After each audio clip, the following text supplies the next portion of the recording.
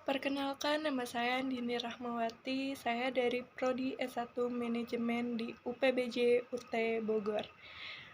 Kali ini topik yang akan saya bawakan yaitu berjudul Bahaya COVID-19. Assalamualaikum warahmatullahi wabarakatuh. Kepada Ibu Tutor Mira Nuryanti yang saya hormati dan teman-teman semua yang saya cintai. Pertama-tama, marilah kita panjatkan puji dan syukur kehadirat Allah Subhanahu wa Ta'ala. Karena berkat rahmat dan karunia-Nya lah saya mampu menyelesaikan diskusi 4 ini lewat video yang bisa ditonton oleh Ibu Tutor dan teman-teman sekalian mengenai gagasan-gagasan tentang COVID-19. Coronavirus merupakan keluarga besar yang menyebabkan penyakit pada manusia dan hewan. Pada manusia biasanya menyebabkan penyakit infeksi saluran pernapasan, mulai flu biasa hingga penyakit yang serius seperti Middle East Respiratory Syndrome atau biasa disebut dengan MERS, dan sindrom pernapasan akut berat atau Severe Acute Respiratory Syndrome atau SARS. Coronavirus jenis baru yang ditemukan pada manusia sejak kejadian luar biasa muncul di Wuhan, China pada Desember 2019. Kemudian diberi nama Severe Acute Respiratory Syndrome Coronavirus 2 atau SARS-CoV-2 dan menyebabkan penyakit coronavirus disease 2019 atau biasa kita sebut dengan COVID-19. Gejala umum pada manusia berupa demam, batuk kering, dan sesak napas. Jika ada orang yang dalam 14 hari sebelumnya muncul gejala tersebut atau pernah melakukan perjalanan ke negara terjangkit COVID-19 atau pernah merawat atau kontak erat dengan penderita COVID-19, maka terhadap orang tersebut akan dilakukan pemeriksaan di laboratorium lebih lanjut untuk memastikan diagnosisnya.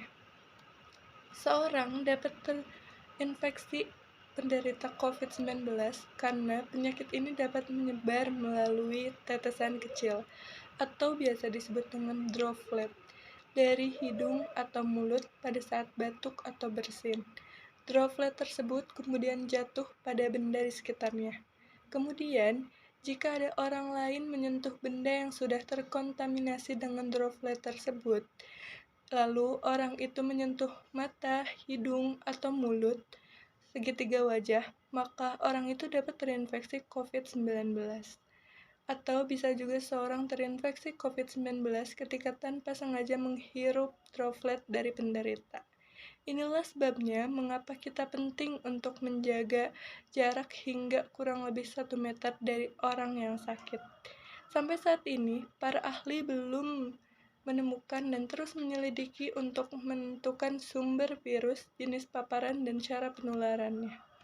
Seperti penyakit pernapasan lainnya, COVID-19 menyebabkan gejala ringan, termasuk pilek, sakit tenggorokan, batuk, dan demam.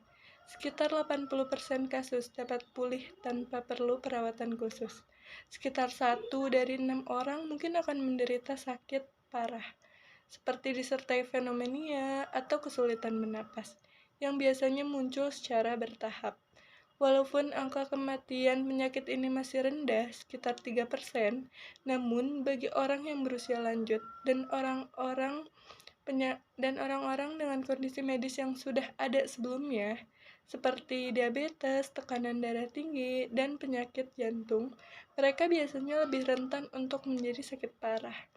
Melihat perkembangan hingga saat ini, lebih dari 50% kasus konfirmasi telah dinyatakan membaik dan angka kesembuhan akan terus meningkat. Walaupun saat ini orang terkontaminasi COVID-19 sudah menurun, tetapi COVID-19 sepenuhnya belumlah menghilang. Di Indonesia tersendiri, COVID-19 masih ada. Kita harus tetap mematuhi protokol kesehatan dan tetap menjaga jarak dan selalu menggunakan masker serta hand sanitizer.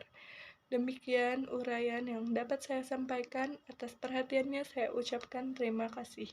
Mohon maaf apabila terdapat banyak kekurangan.